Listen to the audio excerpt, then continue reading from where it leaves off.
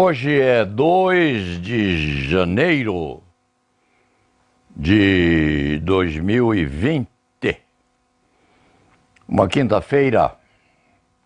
Sexta é Casual Day, vem sábado e depois domingo. Outra vez. O foro, a justiça brasileira parada até dia 6. Os prazos não correm, mas essa vacácio é aproveitada para a preparação do enfrentamento dos conflitos que vem por aí. A Folha de São Paulo de hoje, como sempre, tem um tom de agressividade contra o poder público. O Estado de São Paulo é mais entusiasta ou menos crítico. Desde 2003, o governo não demite por desempenho. É título da Folha. A indústria tem maior nível de emprego em 4 anos. É o título do Estadão. Abaixo, na Folha, um subtítulo: ex-aliado critica Moro por expor Lava Jato a ataque. A crítica vem de um juiz diferenciado, Nino Oliveira Toldo. Foi presidente da AJUF, Associação dos Juízes Federais do Brasil, de 2012 a 2014. Um homem importante enquanto se distribui o aspecto político da jurisdição. Nino Oliveira Toldo, repita-se, era aliado de Sérgio Moro. Era, sim, entusiasta da Lava Jato, mas declara agora: qualquer medida de juiz que ponha em dúvida a imparcialidade é criticável. Já foi apaniguado ou afilhado da jurisdição exercida por Sérgio Moro. Hoje é um crítico. É um crítico, sim. Indaga-se: o senhor disse, em 28 anos de magistratura, nunca tive uma conversa com o Ministério Público daquele jeito. O que é aquele jeito? É de conversar e indicar alguém como testemunha, de ter uma conversa com o Ministério Público que pudesse me aproximar do órgão de acusação como acusador. Isso é ruim, segundo Nino Oliveira Toldo, ex-presidente da AJUF. Insista-se, repita-se, vai uma foto do eminentíssimo magistrado, a fim de se repercutir muito bem a autoria dessa crítica. O juiz não gosta daquilo que aconteceu. Afetam decisões que machucam a magistratura. Afetam, sim. O ideal é que nada disso tivesse acontecido, essas conversas, essas manifestações partidárias entre o antigo juiz Moro e o Ministério Público, esse diletantismo na comunicação com o órgão acusador ou acusatório ou persecutório, a produção de provas em contato direto com o Ministério Público. Qualquer medida de juiz que ponha em dúvida a imparcialidade é criticável, acentua Nino Oliveira Toldo, magistrado federal, ex-presidente da Associação dos Juízes Federais do Brasil, da AJUF. Numa entrevista de página inteira diz que o juiz não deveria ter uma conversa daquela natureza com os procuradores da Força-Tarefa da Lava Jato. E ele acentua. Não necessariamente isso sugere a nulidade ou a nulificação do procedimento, mas pode acontecer sim.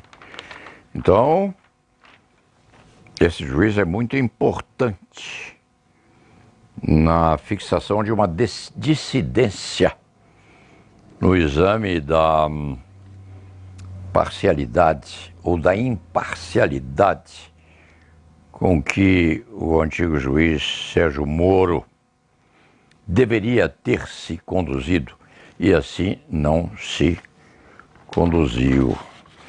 A seguir, na própria Folha, encontram-se algumas notícias correspondentes às notícias ou aos acontecimentos laterais. O Papa Francisco se irritou frente a uma fidelíssima expectante que fazia questão de lhe segurar a mão. Irritou-se, apertou com força sua mão, a fiel, ele a retirou e a fiel parecia dizer algo e Francisco, mostrando-se aborrecido, dá 2 tapas na mão dela para se desvencilhar. O maior representante de Cristo sobre a terra, de Deus sobre a terra, dá tapas na mão daquela que queria acariciá-lo fraternalmente. Depois pede desculpa. Ficou zangado o Papa. Ficou muito irritado.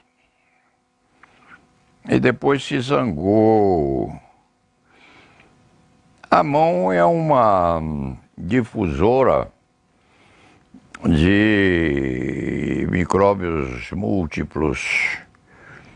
A mão pode ser infectante.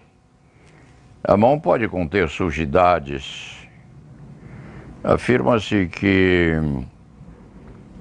num pedacinho no nosso cólon, com tamanho menor que um selinho de correio, há mais micróbios do que no universo inteiro em matéria de astros e estrelas, e pode ser verdade, porque nós conduzimos isso por aqui e por ali. O Papa é um ser humano, pode ser contagiado sim, deve ter todas as vacinas possíveis dentro do corpo e deve conduzir alguns pequenos emissores de infecções múltiplas, milhões e milhões, porque, embora seja representante de Deus sobre a face da terra, é um ser humano, né? Nasce, cresce, vive, ama, odeia, eventualmente morre.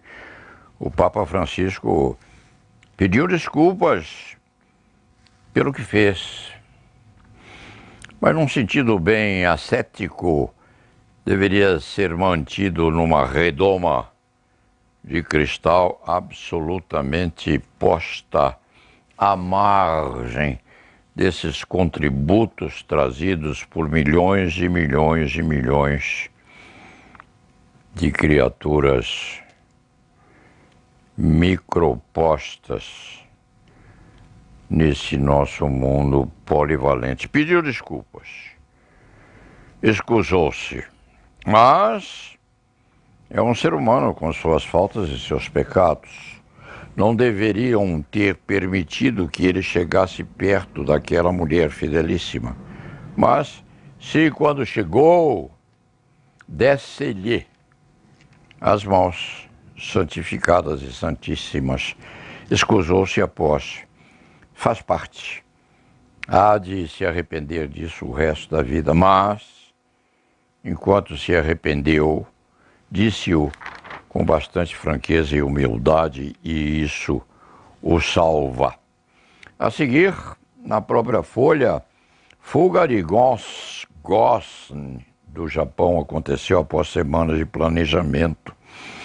O episódio, a moda Super Bond, ele fugiu do Japão. E fugiu do Japão para o Líbano, depois de semanas de planejamento, levado por um avião e depois carregado por outro avião, por outra aeronave, para finalmente bater os costados, onde, no Líbano, pôde finalmente manifestar-se contra os japoneses, protegidos, sim, pelos libaneses ou pelo presidente do Líbano. Fuga de Ghozni, do Japão. Aconteceu após semanas de planejamento. E os advogados dele no Japão, Ghozni, acentua que não sabiam de nada. Os criminalistas nunca sabem de nada que aconteceu ou que vai acontecer com os clientes. Surpreendem-se ao bafejamento ou à notícia de que o cliente teria fugido do Japão para o Líbano em 2 voos segmentados. Voos esses planejados 3 meses antes e com o apoio de uma empresa privada de investigações muito bem fornida, por sinal, e com uma exposição de dólares muito bem posta também, porque sem dinheiro não se faz isso. De qualquer forma, o ex-presidente dessa empresa grande já se dispõe a devotar-se à sua defesa. E diz o jornal, a fuga de Ghozni surpreendeu seu advogado no Japão. Junichiro Hironaka diz que viu Ghozni pela última vez em 25 de dezembro e planejava encontrá-lo novamente em janeiro. Os japoneses, os nipônicos, são excelentes cirurgiões, ortopedistas. São micropotentes no sentido, ou macropotentes no sentido de conserto de ossos de terceiros, grandes massagistas, perfeitos técnicos, e se dirá que os advogados japoneses, diferentemente dos criminalistas ocidentais, são ingênuos, porque não sabem ou não souberam o que ia acontecer ao cliente. Evidentemente, se quando o soubessem, poderiam inclusivamente ser atacados como copartícipes de uma fuga orquestrada. Na medida em que isso aconteceu, a revelia dos bacharéis, dos rábulas e dos pós-doutores japoneses, eles se safam, mesmo porque não detentores de qualquer segredo correspondente a essa fuga à moda James Bond. O cronista não sabe como se fala James Bond em japonês, mas alguém deve saber e ficar, inclusive, heroicamente a manifestar-se relativamente a James Bond. Qualquer hipótese nesse sentido. De qualquer maneira, foi uma fuga rocambolesca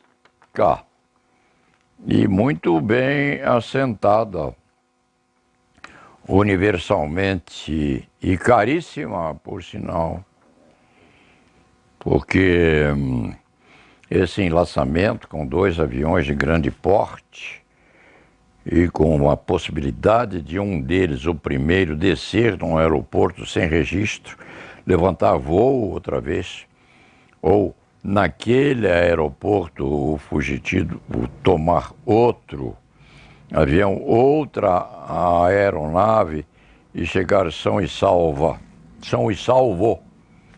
ao Líbano, é preciso ser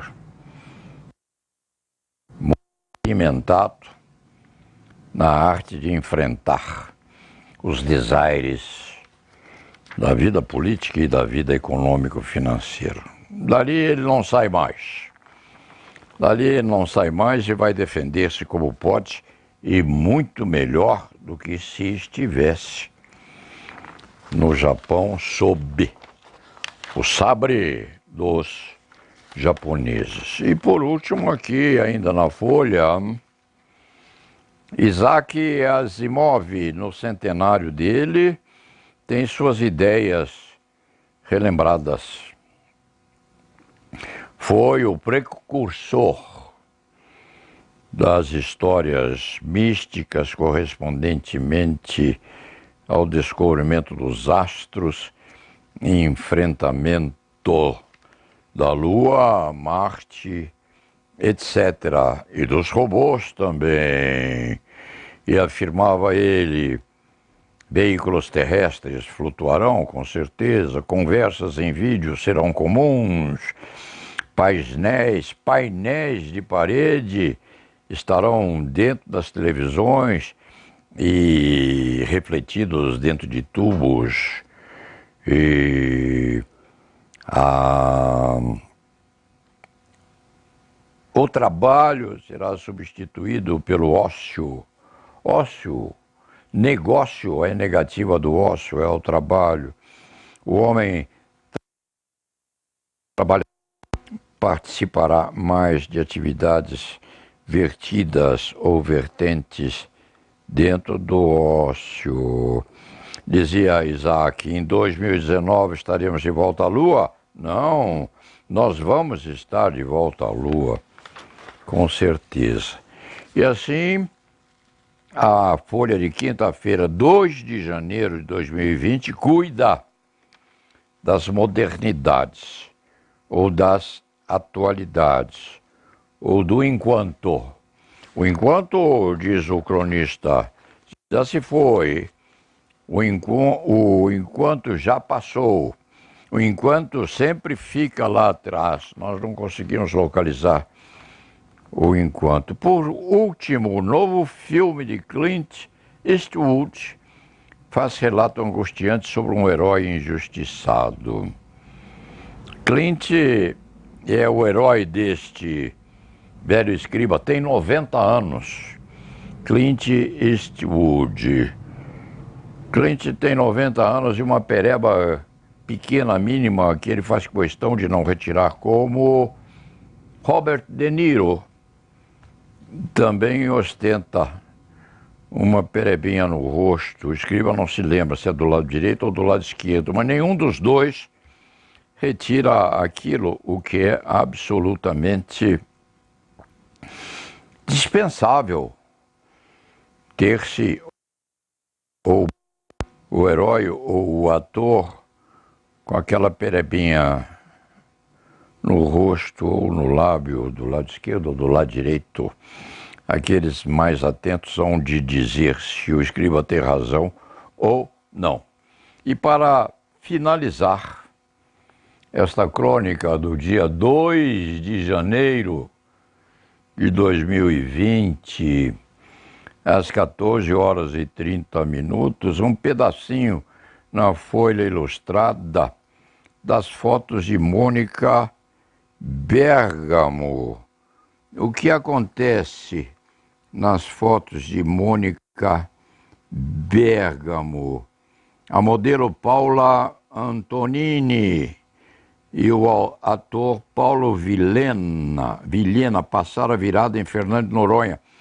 O que há de expressivo nessa fotografia, que este escriba com imensa alegria coloca exponencialmente abaixo do título desta crônica, fazendo questão de afirmar que se e quando houver cobrança, o site apagará desde que esteja dentro das normas. O que há de excelentemente bem posto é que a Paola ostenta uma prótese na perna esquerda, muito alegre, esfuziante, bonita, linda moça, uma bela e jovem senhora.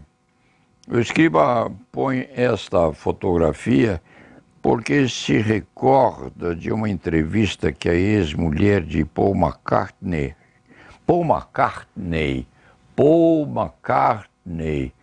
um dos Beatles, foi entrevistada, quiçá, por aquela jornalista famosíssima, Oprah.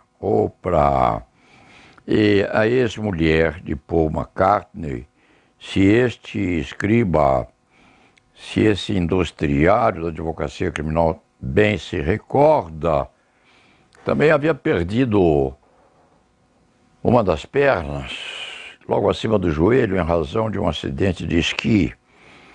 A moça é portadora de um nome ilustre, ou é, deve ser-lo ainda, se o escriba se enganar com essa memória já não muito presente, há de se escusar. É ex-esposa de Paul McCartney, tem sobrenome Kodak, crê-se escriturário do direito penal brasileiro, foi entrevistada por Oprah ou por outro entrevistador famoso na Norte América e foi indagada pela entrevistadora como se sentia com uma perna só. Ela estava vestida, também, se a lembrança não falha, a cabeça deste escriba estava vestida com uma vestimenta comprida que ia até o chão, pura e simplesmente desatou a perna postiça, colocou-a sobre a mesa com uma gargalhada, talvez com um sapato lindo, salto 5,5, ria-se muito e colocou a perna sobre a mesa na exposição de motivos sobre como se sentia portando aquele palmar extravagante. É linda essa fotografia, linda e esfuziante. Os parabéns deste escriba a essa moça muito bem nutrida, muito bem exposta e muito alegre, e a seu companheiro. Não sabe quem ele é e também não sabe quem ela é. Mas vai a foto.